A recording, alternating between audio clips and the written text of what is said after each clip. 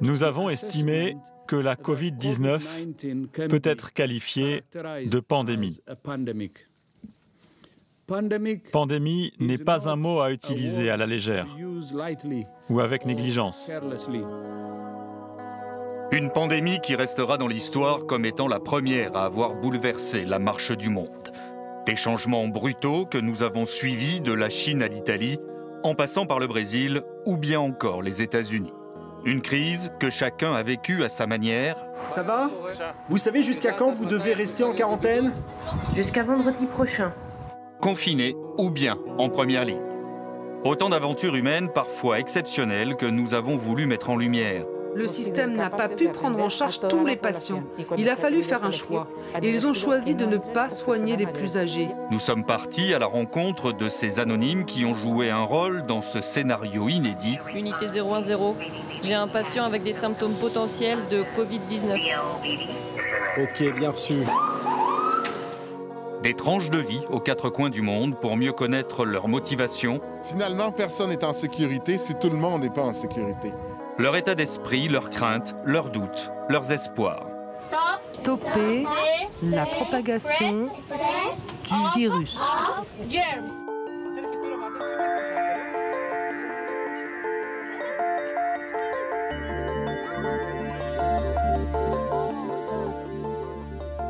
Mais si les ravages d'un tel virus sur le corps humain devaient avoir un visage, ce serait sûrement celui de François. Ça fait 3 jours que je suis rentré à la maison. Je me sens encore très faible physiquement. Bon, il faut savoir que je mesure 1m96, plus de 100 kg. Et là, j'ai perdu 15 kg. Mon corps, il a du mal à supporter ma carcasse, quoi. Entre le moment où j'ai été pris par le SAMU et le moment où je me suis réveillé dans la salle de réveil aux urgences, j'ai plus aucun souvenir. Donc j'ai un grand blanc de 15 jours et j'ai l'impression d'avoir traversé un tunnel sans fin, quoi. J'ai été super bien pris en charge par les médecins de l'hôpital, les médecins, mais aussi la moindre aide-soignante. Tous les jours, je craquais différemment. Ils prenaient le temps de m'écouter, ils prenaient le temps de parler avec moi. On me dit, vous inquiétez pas, ça va aller, vous allez vous en sortir. Et ça fait tellement chaud au cœur que voilà, c'est incomparable, quoi. Gonfle le torse, voilà, et tu serres les omoplates derrière. François, victime d'un virus unique, aux caractéristiques uniques. Personne n'est immunisé. 98% des malades en guérissent, mais pour 20% d'entre eux, l'hospitalisation est nécessaire. Très vite, des foyers épidémiques apparaissent un peu partout dans le monde. En Europe, la ville italienne de Bergame a été la plus gravement touchée. Nous sommes le 23 mars et comme chaque jour, le glas rappelle qu'aucune famille n'est épargnée. Vous avez perdu des amis? Oui. Beaucoup?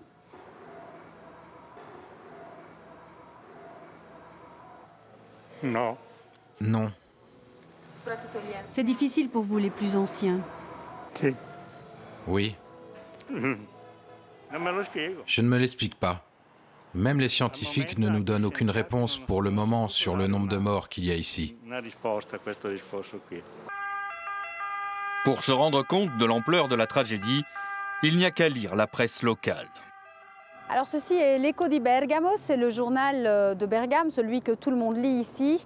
Et depuis quelques jours, le nombre de pages nécrologiques a fortement augmenté. Aujourd'hui, c'est bien simple, j'en ai compté 10 dans le journal. 10 pages remplies d'annonces mortuaires. Nous avons dû ouvrir l'église et la chambre mortuaire du cimetière, car il n'y avait plus du tout de place dans les morgues et les chambres mortuaires des hôpitaux. Le nombre des morts à ce jour est vraiment énorme, et il est sans doute bien plus important que le nombre déclaré officiellement.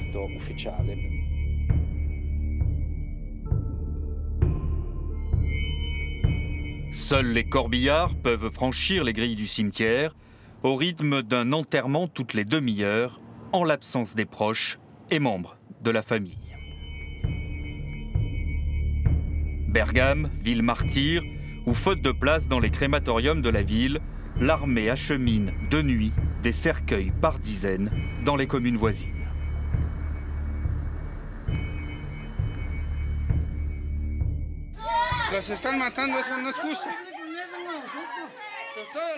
Même image à l'autre bout du monde, au Mexique. Ici, la détresse est si grande que des proches n'hésitent pas à pénétrer de force dans cette salle de l'hôpital et ouvrir un à un les sacs mortuaires pour identifier l'un des leurs. Car ici, les familles restent à la porte de l'hôpital. Les informations sont délivrées au compte-gouttes derrière les grilles.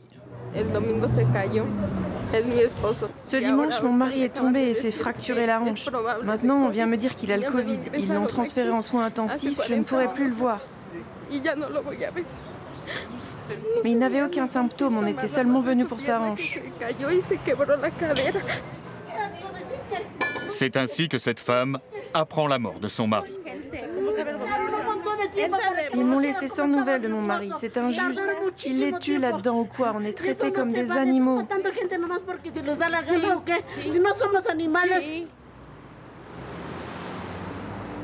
Quelques rues plus loin, Yvette se prépare, non sans crainte, à endosser sa blouse d'infirmière. 17 ans à sauver la vie des autres.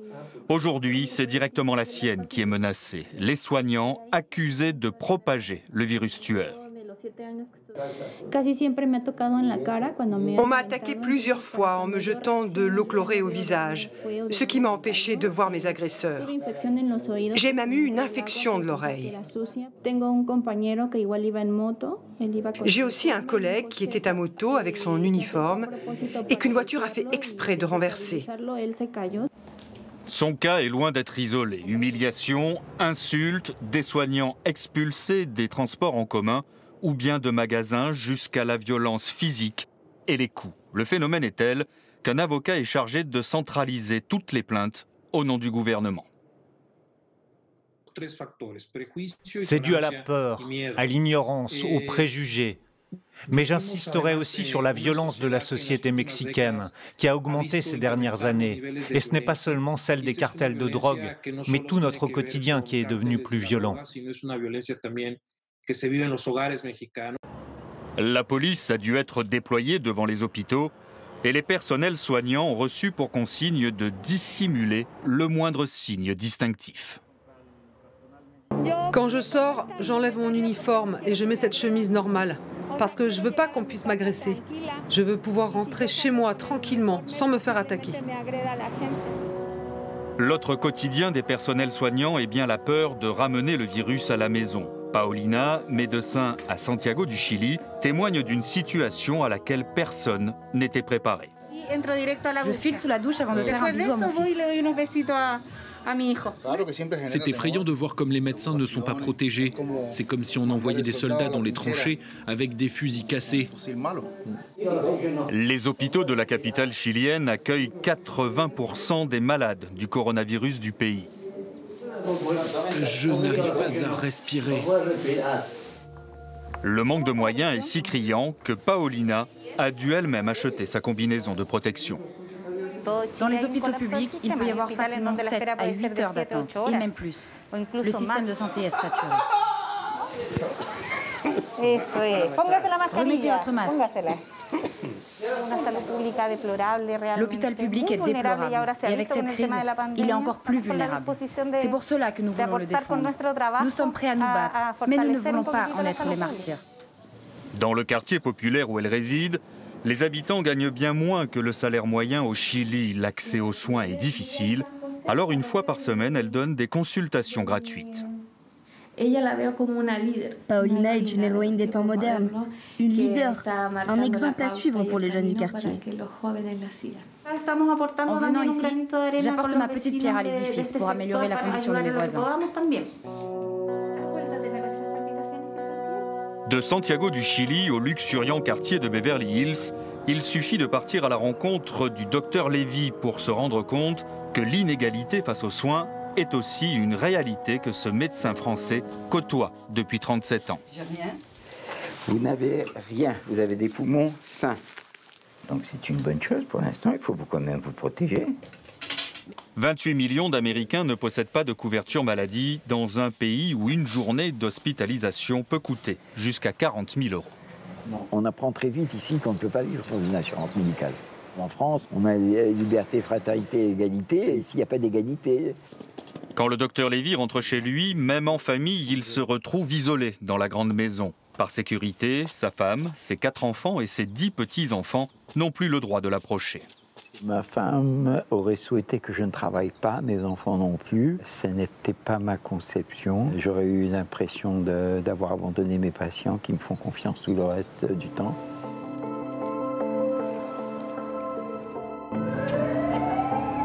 Partout dans le monde, le virus va révéler au grand jour la fragilité des systèmes de santé. Les médecins n'avaient jamais connu ça.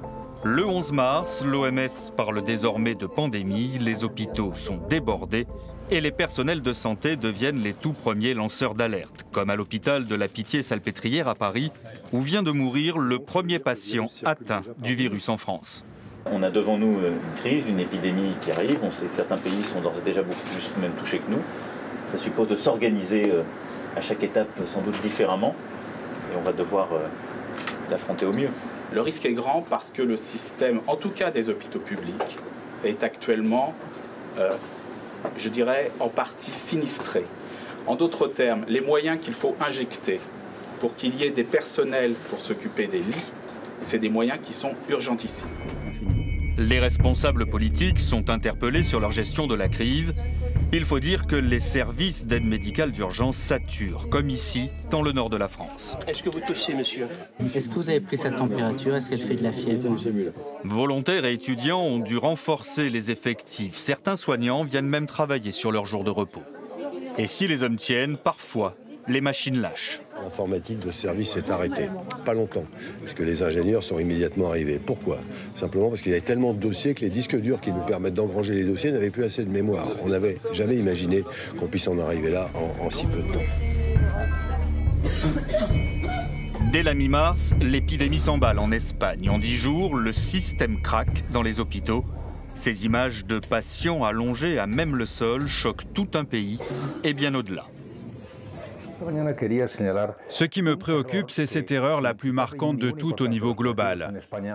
C'est que personne n'ait anticipé l'ampleur de la catastrophe qui nous attendait, même ceux qui ont tiré la sonnette d'alarme très tôt. L'Italie, elle, est devenue le pays le plus touché du monde. Le 19 mars 2020, avec plus de 3400 morts, le bilan dépasse celui enregistré en Chine. Chaque jour, la cadence des ambulances augmente à l'hôpital Saint-Jean 23 à Bergame. Revêtus de leur tenue de protection, les habitants les ont surnommés les anges fantômes. Ces infirmiers héros qui sont parfois malheureusement aussi annonciateurs de mort. À Bergame, personne ne souhaite les voir arriver.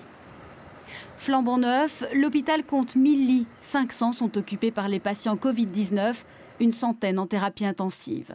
Sur la façade, un immense dessin remercie le personnel soignant. C'est vraiment un beau dessin. Cela signifie beaucoup.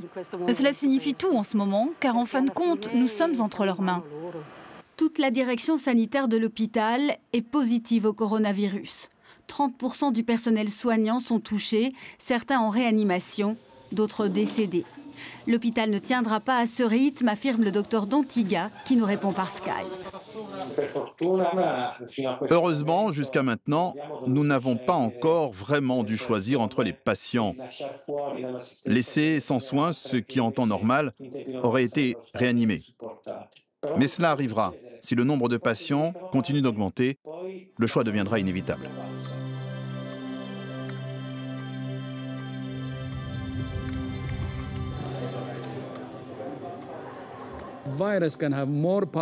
Le virus peut avoir des conséquences bien plus importantes que n'importe quelle action terroriste. Et c'est vrai. Si le monde ne veut pas se réveiller et considérer ce virus comme l'ennemi public numéro 1, je ne pense pas que nous apprendrons de nos leçons.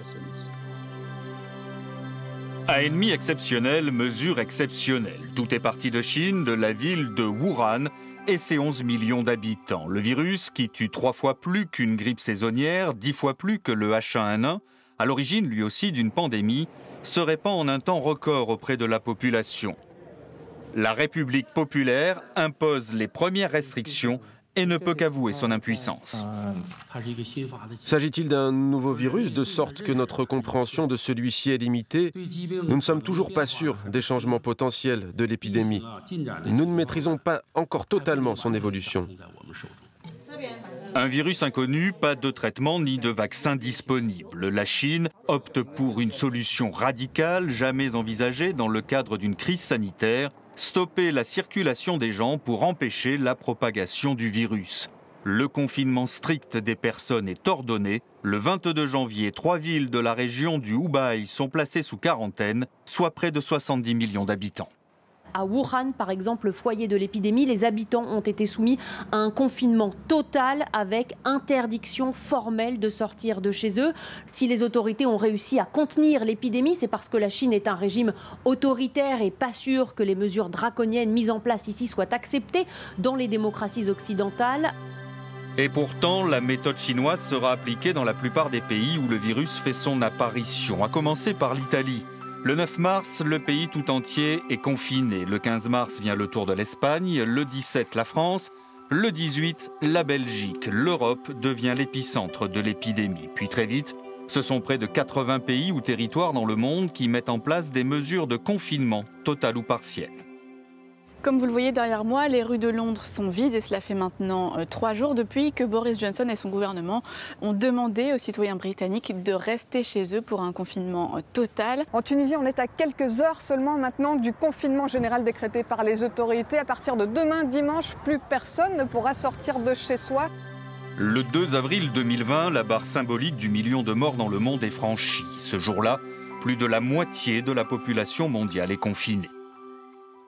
Totalement impensable quelques semaines plus tôt, une première dans toute l'histoire de l'humanité.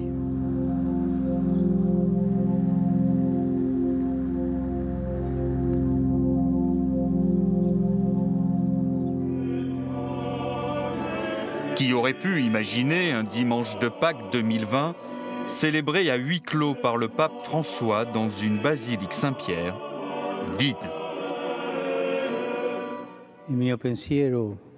Aujourd'hui, mes pensées vont premièrement aux nombreuses personnes qui ont été directement touchées par le coronavirus. Les malades, les personnes décédées et les membres des familles qui pleurent la perte de leurs proches, à qui, dans certains cas, ils n'ont même pas pu faire un ultime adieu. Impensable également l'esplanade entourant la Kaaba à la Mecque, fermée aux pèlerins. Le lieu le plus saint de l'islam, désert.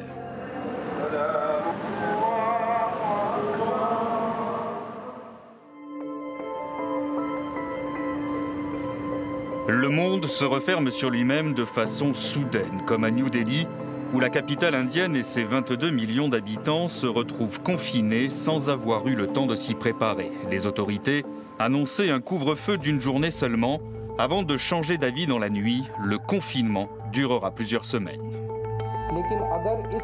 Si nous prenons ces mesures, c'est parce que nous devons arrêter la propagation du coronavirus. Si ce dispositif nous permet de sauver ne serait-ce que 10 ou 20 personnes, alors cela en vaut la peine. Plusieurs États indiens suivent dans ce pays de plus d'1 milliard d'habitants. Pris au piège, de nombreux résidents étrangers ou simples touristes doivent être pris en charge par les différents consulats. Les services sont en surchauffe, comme à l'ambassade de France à New Delhi. Plus de 500 appels par jour pour Hugo et son équipe. Au bout du fil, des Français inquiets qu'il faut rassurer. On a des gens qui sont paniqués, qui sont dans des petits villages, des endroits où ils ne peuvent plus sortir et faire des courses eux-mêmes, où c'est les autorités qui leur distribuent de la nourriture. Donc des situations qui deviennent inquiétantes, anxiogènes, difficiles. Mais plus l'épidémie progresse, plus les étrangers sont pointés du doigt. Avis de mise en quarantaine obligatoire pour des touristes français, directement placardés sur les murs de leur hôtel. Ou pire, tamponnés sur l'avant-bras par des médecins venus les questionner.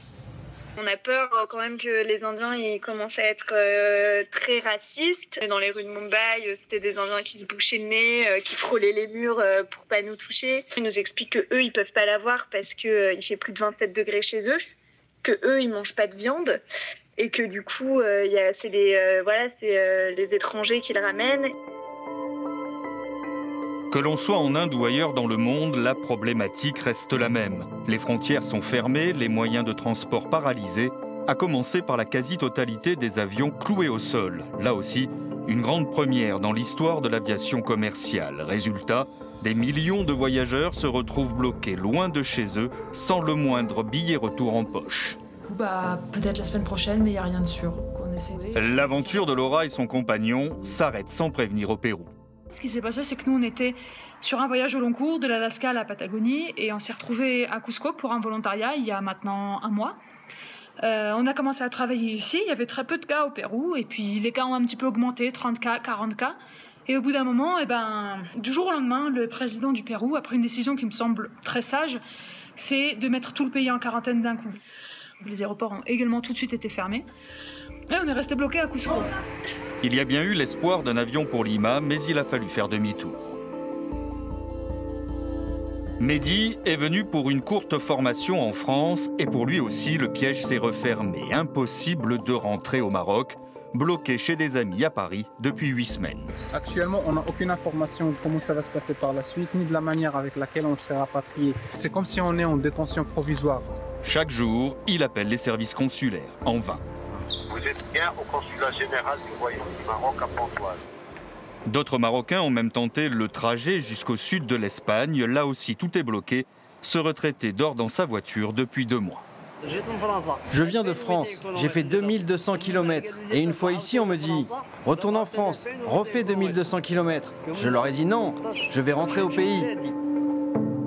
Des situations qui virent parfois à la tragédie. Impossible, par exemple, pour Nicolas Mendy, d'honorer les dernières volontés de son père. Il veut être enterré dans son pays, le Sénégal, mais il a succombé au virus lors d'un voyage en France. J'ai toutes les décisions comme quoi que le cercueil de mon père peut aller au Sénégal. Mais il s'est trouvé que malheureusement l'État sénégalais, ils ont fait un embargo. Voilà, pour tout ce qui est des corps Covid. Ce document français autorise pourtant l'expédition du cercueil au Sénégal, à condition qu'il soit hermétiquement scellé pour éviter toute contamination. Mais Dakar n'en veut pas. Ils l'ont mis dans un cercueil en zinc hermétique. Après cette cercueil en zinc hermétique, de là, ils l'ont mis dans un cercueil en bois qui est scellé, fermé. Là, il y a quelque chose qui est là, un fardeau pesant, lourd, que je n'arrive pas à comprendre. Pourquoi cette décision, en fait? Un monde à l'arrêt et impossible de rentrer chez eux pour 5 millions d'étudiants étrangers bloqués à travers le monde. Pour beaucoup, confinement rime avec arrêt des cours à la fac, fin des petits boulots qui financent les études et stress lié à la grande précarité que peut engendrer un virus inconnu. Si on chope quelque chose et on se retrouve dans la rue comme ça sans rien, on est face à la mort. Du coup, c'est vraiment très inquiétant pour nous. C'est dans ce climat que Wiza, étudiante algérienne, doit décrocher son diplôme, coincée dans un appartement de 20 mètres carrés à Argenteuil, qu'elle partage avec 2 autres étudiants. On se retrouve avec 2-3 cours en ligne en même temps. Chacun pose ses questions à son enseignant. C'est vraiment pas un climat qui nous laisse nous concentrer sur nos études. Et même dans des conditions plus confortables, l'éloignement de la famille est souvent pesant. Rassurer ses proches à distance, prendre de leurs nouvelles bien plus souvent qu'à l'accoutumée. Lo que yo escuché es que las fronteras con los países no europeos van a seguir cerradas. L'inquiétude est d'autant plus grande selon le pays d'où l'on vient. Modibo appelle sa mère au Mali 3 à 4 fois par jour. La crainte, c'est que si le coronavirus touche beaucoup de Maliens, je pense qu'on a assez souffert de la crise, de la guerre, de beaucoup de choses. Si ça vient s'ajouter encore, ça va être très, très difficile. Une ville confinée, ce sont de nouvelles règles qu'il faut faire respecter. En Israël, la traque aux contrevenants se fait grâce aux nouvelles technologies. Dans les rues désertes de Jérusalem, la police 2.0 patrouille à longueur de journée pour faire respecter l'impératif de confinement aux personnes susceptibles d'être porteuses du virus. Nous nous dirigeons actuellement vers le domicile d'un individu dont nous savons qu'il revient de l'étranger. Selon la nouvelle loi, dans ce cas, il faut rester 14 jours en quarantaine. Devant cet immeuble, les policiers retrouvent des agents du ministère de la Santé. Ils contactent d'abord par téléphone la personne localisée. Vous vous trouvez actuellement en quarantaine, n'est-ce pas? Oui. Nous sommes venus voir si tout va bien. Comment vous vous sentez? Vous pouvez vous mettre à la fenêtre, s'il vous plaît? Ça va? Vous savez jusqu'à quand vous devez rester en quarantaine? Jusqu'à vendredi prochain. Si vous avez des symptômes, vous appelez tout de suite les secours. 75 000 personnes ont été placées en quarantaine à domicile en Israël. Elles reçoivent toutes la visite de la police, sans exception. Il n'y a pas beaucoup d'infractions, environ 2% d'après ce que nous constatons. Et dans ce cas, nous transférons le dossier à la police. Les gens peuvent recevoir des amendes ou même faire l'objet d'une procédure pénale. Désormais, la police israélienne peut aussi localiser les personnes potentiellement porteuses du virus sans le savoir. Les services de renseignement sont autorisés à retracer les mouvements des citoyens grâce à leur téléphone portable. Il sera possible de récolter des renseignements sur l'historique des déplacements d'un individu porteur du virus durant les 2 dernières semaines. Ces renseignements seront ensuite croisés avec ceux d'autres personnes qui ont été en contact physique avec lui.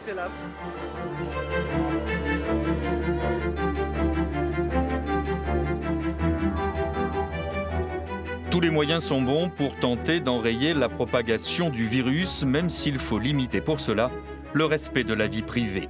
Il faut dire que dès le début du mois de mai, plus de 4 millions de cas sont recensés à travers le monde, dont 283 000 morts. L'Europe découvre la tragédie qui se joue dans les maisons de retraite auprès des plus vulnérables, les personnes âgées, comme ici en Belgique.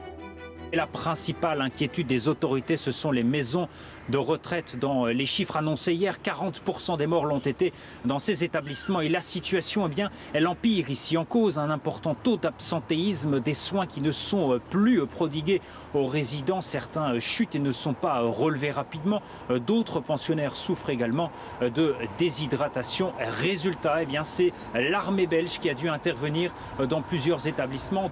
Les moyens de protéger les plus âgés sont extrêmement limités. Une fois le virus entré dans l'établissement, il est trop tard. L'Espagne, le 14 mai 2020, compte près de 18 000 morts dans des maisons de retraite, pourtant érigées en forteresse. Visite interdite. Marie-Vie patiente depuis 2 mois pour aller voir sa mère. Je sais qu'elle est au premier étage, mais c'est tout. La dernière information qu'elle a pu obtenir, c'était il y a 1 mois pour apprendre que sa mère est atteinte du virus, comme la plupart des pensionnaires. On était dans une angoisse terrible et on a appris que dans le personnel, certains ont continué à travailler alors qu'ils étaient malades. Je me sens trahie, mais aussi frustrée de ne pas avoir pu empêcher ces morts. L'armée mobilisée pour évacuer les corps des défunts et désinfecter les bâtiments. Les familles cherchent des coupables et déposent plus d'1 centaine de plaintes pour non-assistance à personne en danger. Il faut l'admettre, le système n'a pas pu prendre en charge tous les patients. Il a fallu faire un choix. Et ils ont choisi de ne pas soigner les plus âgés. Alors ils sont morts dans nos établissements. Et on dit que c'est nous qui sommes responsables. La situation n'est pas meilleure pour les retraités américains, surtout quand les pensionnaires sont quasiment livrés à eux-mêmes. C'est le cas dans cet établissement de Miami. D'habitude, on s'assoit ici et on discute tous ensemble. Mais maintenant, on ne peut plus faire ça. La vie est devenue bien ennuyeuse. On a peur que quelqu'un de l'extérieur contaminé par le coronavirus nous le ramène. Il y a 240 personnes âgées qui vivent ici. Mais bon, heureusement pour le moment, personne n'est malade. Les sorties se limitent à quelques minutes par jour et une fois dans le bâtiment, il faut se débrouiller seul. Les 3 employés de la résidence sont absents depuis le début du confinement. J'ai entendu aux infos qu'il fallait tout bien laver à cause du virus. Mercedes a 70 ans, originaire de Cuba. Elle a travaillé toute sa vie aux États-Unis. Veuve et atteinte de Parkinson, elle vit avec une maigre retraite de 700 €. J'ai dépensé plus de 70 € pour laver mon linge depuis le coronavirus. Ça me fait dépenser beaucoup d'argent. Nous, ici, nous vivons seulement sur les chèques de pension. Mais moi, j'ai de la chance parce que ma fille m'aide un peu. Comme 65 millions d'Américains, Mercedes est prise en charge par le système d'assurance maladie gérée par le gouvernement américain. Et là, je lave mon masque. Je sais que normalement, il faut le changer tous les jours, mais j'ai pas les moyens. C'est 2,50 € l'unité. Son assurance maladie ne rembourse pas les masques. Elle ne prendrait en charge que 5 jours d'hôpital si Mercedes tombait malade du coronavirus. Une hospitalisation pourrait lui coûter plus de 50 000 € de sa poche. Tout est très cher ici. Les pauvres restent pauvres et les riches sont toujours plus riches. C'est indiscutable. Je ne peux pas tomber malade, c'est sûr, mais j'essaie de ne pas avoir peur du virus. Alors je prends beaucoup de précautions. Si je l'attrape, ça serait dû à la fatalité. La Floride est frappée de plein fouet par la catastrophe sanitaire. C'est l'État où est recensé le plus grand nombre de personnes âgées aux États-Unis. Sous les palmiers de Miami Beach, pour faire face à l'urgence sanitaire, les pompiers ont créé des brigades d'intervention spécialisées. Je n'ai jamais vu une situation comme celle-ci. Le nombre d'appels augmente chaque jour. Si la tendance continue, nous allons devoir mettre en place une seconde unité Covid-19.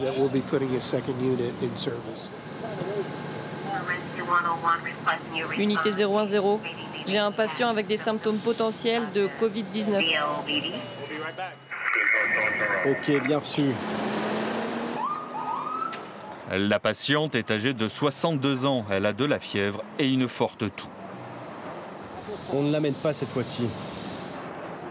Faute de moyens, l'unité ne dispose pas de tests. Il faut donc prendre la décision seule. Le mieux, c'est qu'elle reste chez elle, à part si son état empire, et là on l'emmènera à l'hôpital. On essaie de ne pas surcharger l'hôpital en ce moment. On est ici pour faire le premier tri.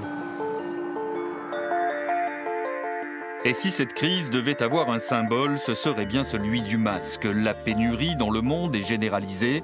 Juste en France, le 17 mars 2020, il ne reste que 110 millions de masques dans les stocks de l'État, contre 1 milliard 10 ans plus tôt. Ça commence à en énerver plus d'un parce que on nous laisse travailler avec des masques qui sont des vrais passoires et on attend toujours les masques FFP2 qui n'arrivent pas.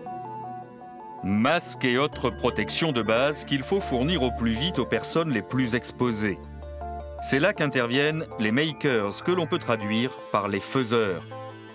Des anonymes d'Internet qui, du virtuel passant d'un temps record au réel, en réalisant gratuitement des objets bien concrets, comme ici au Maroc.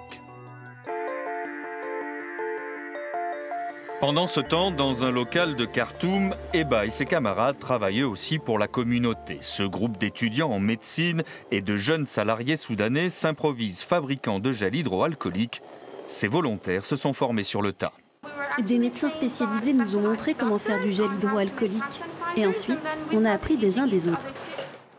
Chaque jour, il sort plus de 1000 flacons de ce petit laboratoire, distribués ensuite gratuitement dans les rues de la capitale.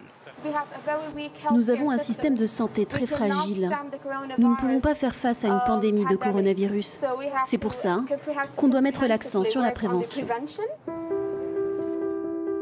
Bien loin de Khartoum, près de Montréal, c'est également en équipe que l'on travaille, mais cette fois-ci à grande échelle. Jonathan, patron d'une distillerie de gin, s'est associé avec un industriel de l'alimentaire pour fabriquer du gel hydroalcoolique. Donc on s'est mis ensemble.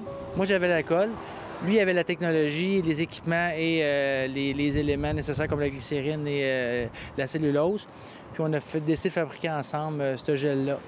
Les autorités canadiennes n'ont mis qu'une semaine à délivrer les autorisations nécessaires. Jonathan emploie une trentaine de personnes. L'activité a pu être maintenue durant la crise. Et grâce à ce gel-là, j'ai rappelé pratiquement 75 % de mes employés. Après ma barre, notre intention, c'est d'occuper le monde, de garder le monde ici à l'emploi. Jonathan envisage même de poursuivre sur cette voie. Au Luxembourg, les autorités ont anticipé et constitué des stocks de masques bien avant la crise. Résultat, le pays est en mesure d'en distribuer gratuitement à la population. Dans la commune de Mamers, les 10 000 habitants reçoivent par la poste 5 masques chacun toutes les 2 semaines. De quoi permettre à Patrick, un boulanger français installé sur la commune, de faire tourner son commerce. Tout est simple. Chaque annonce est faite pour nous aider et est suivie surtout. Ce n'est pas des paroles en l'air. Et ça, on a besoin de ça. Une question de choix politique. Nous disposons des moyens financiers pour assurer ça, parce que je peux vous garantir, simplement pour la commune de Mamers, ça coûte entre 300 et 500 000 euros.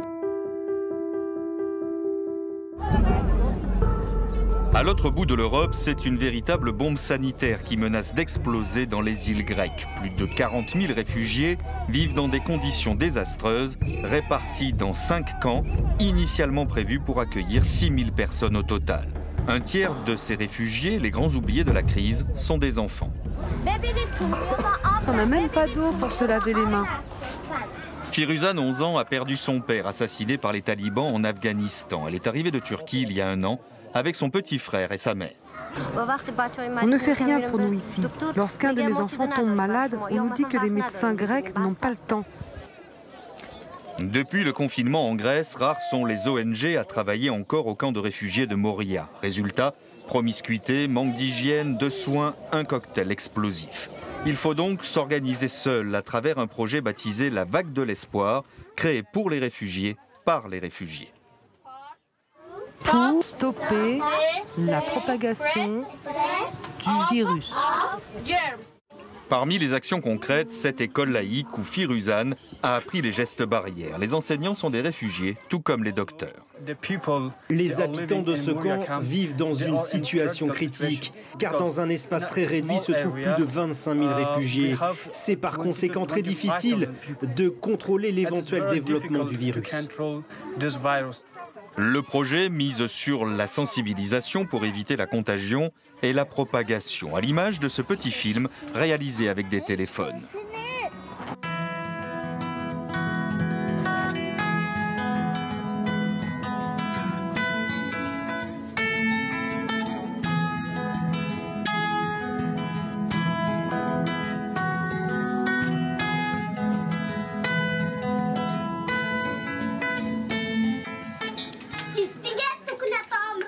Dans les quartiers populaires de Madagascar, ce sont les enfants qui ont la parole pour délivrer les messages de prévention à travers des petits clips tournés dans la rue.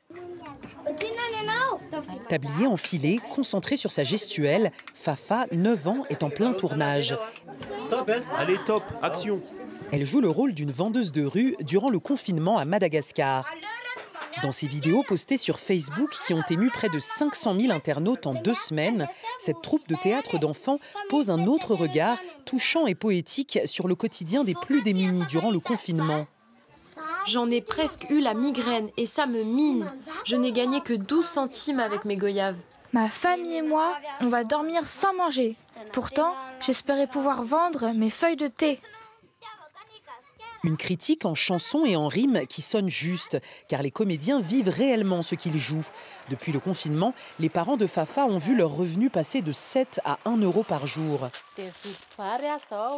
Je viens d'acheter 2 kilos de riz à 80 centimes d'euros, des breads à 25 centimes d'euros. Les 2,50 euros que j'avais ne suffisent pas.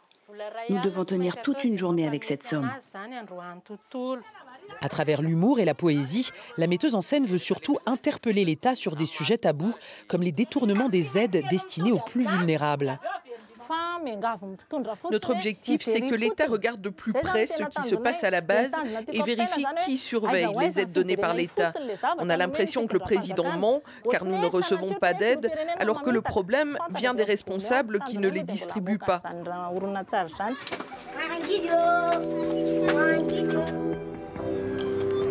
Inégalité sociale et mesures de confinement, c'est bien tout l'enjeu dans des pays où les profondes disparités éclatent au grand jour.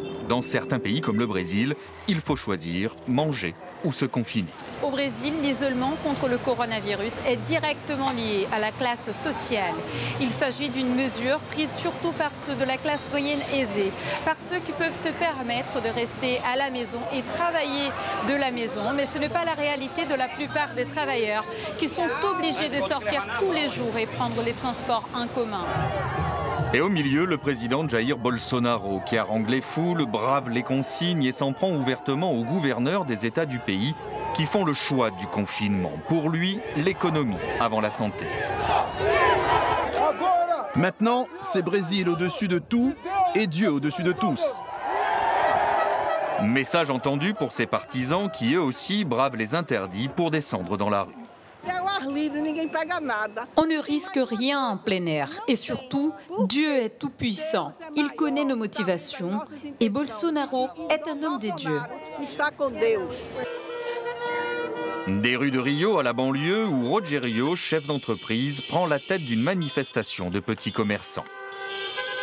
Nous avons organisé un cortège de voitures avec les commerçants du quartier pour voir si on arrive à changer cette situation. Car ils ont tout fermé, on est tous sans travail depuis plus d'un mois. Les gens n'ont pas peur de la pandémie, les gens ont peur de mourir de faim. Tous sont logés à la même enseigne et c'est bien le spectre de la faillite qui fait peur. J'ai 44 salariés qui n'ont pas été payés en mars et la banque ne me donne pas de crédit. Et moi, je risque de rester sans travail pendant des mois. Et le pays a beau devenir l'un des principaux foyers mondiaux de l'épidémie, pour Rogério, le messie du moment, c'est bien Jair Bolsonaro. Il ne serait pas fou au point de mettre la vie de 200 millions de personnes en danger s'il n'était pas sûr de ce qu'il est en train de faire. Donc on croit en lui. Le Brésil va gagner et Bolsonaro aussi. Dans les favelas de Rio, où s'entassent près d'1,5 million de personnes, la crise ne fait qu'aggraver une situation déjà bien précaire. Comment voulez-vous que les gens restent chez eux sans travailler et sans gagner d'argent? En plus, dans les supermarchés, on ne peut plus rien acheter. Plongé entre la misère et la menace d'un virus mortel, l'unique solution pour s'en sortir reste l'entraide entre habitants. Voilà, on a du riz, des haricots, juste un paquet de chaque. On ne peut pas faire plus pour le moment. C'est pour les familles les plus pauvres, celles qui n'ont pas de revenus, qui ne reçoivent aucune aide du gouvernement. Cette pandémie va provoquer le chaos. Dans le quartier, pas d'eau courante, impossible donc de se laver les mains plusieurs fois par jour, de respecter les règles d'hygiène de base. Iraci, 78 ans, vit seul dans cette petite maison. Je n'ai de l'eau que le soir. Je remplis un bidon pour en garder pour en avoir le matin. On ne peut pas aller vivre ailleurs, donc on va souffrir ici. En plus, j'ai du diabète et de l'hypertension. Dans les favelas de Rio, face à la gestion présidentielle, la colère gronde. Son raisonnement, c'est que tous les pauvres doivent aller au front pour continuer à travailler et mourir. On va perdre nos familles, on va tout perdre. Et puisque le gouvernement ne fait rien, les trafiquants de drogue qui contrôlent le quartier ont repris la main. Ce sont eux qui se chargent de faire respecter le confinement aux habitants. Ces jeunes sont nés ici. Ils ont toute leur famille, leur grand-mère qui vit ici. Ils prennent la souffrance de la population au sérieux. Alors ils finissent par prendre le rôle de l'État ici.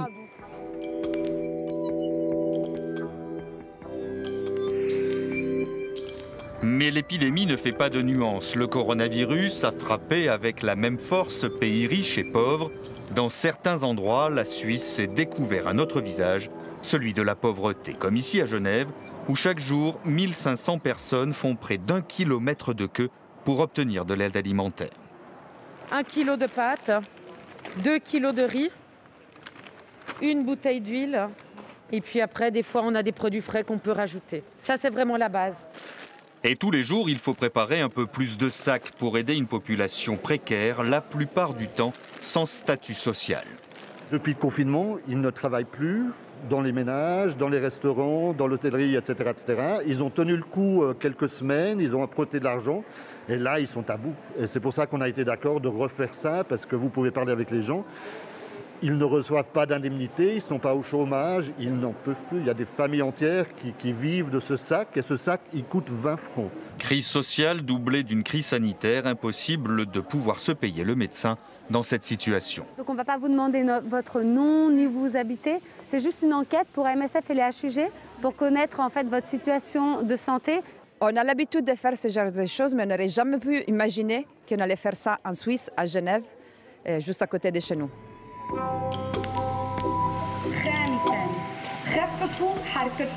La direction de la santé publique vous rappelle les consignes sanitaires à respecter. Au Canada, dans ce quartier de Montréal où résident de nombreux immigrés, les messages de prévention se veulent accessibles à tous, diffusés en 6 langues. Surtout dans un contexte de crise où finalement personne n'est en sécurité si tout le monde n'est pas en sécurité. Distribution de masques et la documentation qui vient avec. Et incitation à se rendre dans les cliniques de dépistage, peu importe son statut face à l'immigration. On ne voudrait surtout pas que ça les empêche de venir ici. Le service est vraiment offert à tous. On est vraiment pour protéger les gens qui sont atteints, protéger le quartier. Aux États-Unis, la mise à l'arrêt de l'économie a été brutale. En 2 mois, mars et avril, les chiffres du chômage atteignent un niveau sans précédent depuis plus de 80 ans. Plus de 36 millions d'Américains ont perdu leur travail du jour au lendemain et se retrouvent sans ressources, comme cette mère de famille sans emploi, contrainte de se rendre dans ce centre catholique pour nourrir sa famille. C'est un cauchemar, un vrai cauchemar. Je vis seule, oui. Et ça brise le cœur d'avoir à venir ici. C'est vraiment douloureux. Quelques rues plus loin, une autre banque alimentaire débordait elle aussi. La demande est montée en flèche en quelques semaines. En moyenne, on voit 1000 personnes par mois. En ce moment, on en voit plus d'1 millier par jour. Les entreprises annoncent tour à tour des licenciements massifs, des fermetures définitives d'usines. À New York, 1 million de personnes se sont inscrites au chômage en seulement 1 mois. Vous avez joint le département du travail. Nous sommes momentanément indisponibles en raison d'un trop grand nombre d'appels. Et la réponse est toujours la même, plusieurs dizaines de fois par jour. Caitlin vient de perdre son emploi de serveuse. Aujourd'hui, elle ne peut plus payer son loyer, comme 40% des New-Yorkais. Mes amis me prêtent de l'argent, alors que c'est le gouvernement qui devrait le faire. C'est eux qui doivent prendre soin de la population. Mais c'est comme ça que ça se passe ici. Aux États-Unis comme au Brésil, il n'y a qu'une seule alternative, l'économie d'abord. Plus de 3 millions de personnes se sont inscrites au chômage la semaine dernière. C'est un record, même au plus fort de la crise financière. Il y a 11 ans, on n'avait pas vu ça. C'est la conséquence d'une mise à l'arrêt brutale de l'économie américaine. Quasiment du jour au lendemain, les écoles, les restaurants, les magasins ont fermé leurs portes. Et malgré un vaste plan de relance de 2000 milliards de dollars, eh bien, les États-Unis vont continuer à perdre des millions d'emplois d'ici à l'été. Donald Trump est pressé de remettre les Américains au travail. Je vous propose d'entendre le président américain hier lors du point presse quotidien sur la pandémie. Nous devons nous remettre au travail.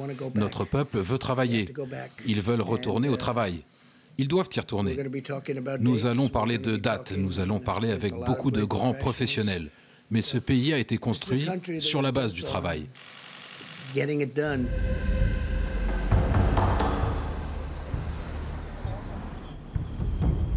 L'économie mondiale à l'arrêt, le spectre de la récession est dans tous les esprits. La Banque mondiale dit même s'attendre à une situation inédite. Depuis plus de 150 ans, les économies des pays développés sont en danger. Le Canada, par exemple, a besoin de sa main-d'œuvre étrangère et va donc rouvrir pour elle ses frontières. Du coup, au Mexique, des milliers de paysans préparent leurs valises. José Luis doit embarquer dans quelques heures pour le Canada. Je prépare ma valise. J'emporte juste le nécessaire, surtout mon gilet pour le froid. Alors que la pandémie fait rage, l'agriculture canadienne est paralysée, à court de bras. Comme José Luis, 30 000 paysans mexicains s'apprêtent à quitter leur famille pour sauver des récoltes à plus de 4 000 km de chez eux. Prenez bien soin de vous pendant mon absence. Il ne reverra les siens que dans 7 mois. Je suis inquiète pour lui parce que lors de son voyage, il risque d'être contaminé par le virus. Je t'aime, papa. Même si je ne te l'ai jamais dit, tu vas beaucoup nous manquer.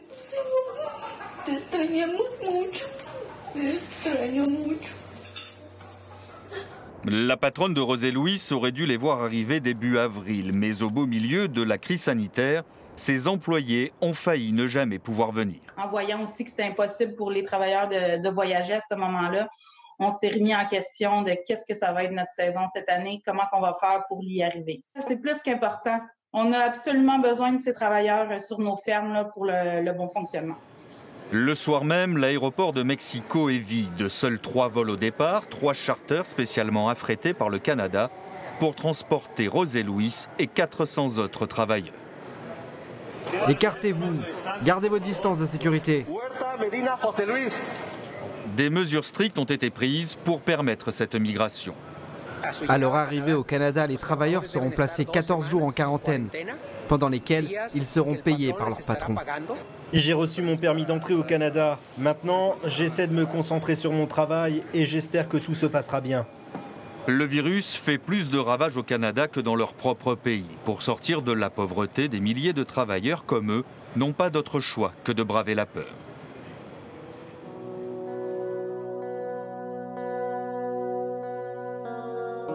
Le 8 avril 2020 restera dans l'histoire comme une date symbolique. Après 2 mois et demi de confinement, la Chine lève progressivement les mesures de restriction imposées dans la région de Wuhan, berceau de l'épidémie. À partir du mois suivant, l'Europe entame un déconfinement lent, progressif et retrouve un semblant de vie normale dans la crainte d'une seconde vague et d'un retour à des mesures sanitaires contraignantes. Signe peut-être que rien ne sera plus comme avant. L'Organisation mondiale de la santé semble en être convaincue. Nos vies vont changer à jamais. Nous allons devoir apprendre à vivre avec un ennemi invisible. Ce virus pourrait très bien devenir endémique et ne jamais disparaître. Et c'est pourquoi nous devons tout faire pour investir dans les systèmes de santé, investir dans l'anticipation. Comme je dis toujours, c'est ce qui hante mes nuits et c'est ce qui devrait hanter les nuits de tous.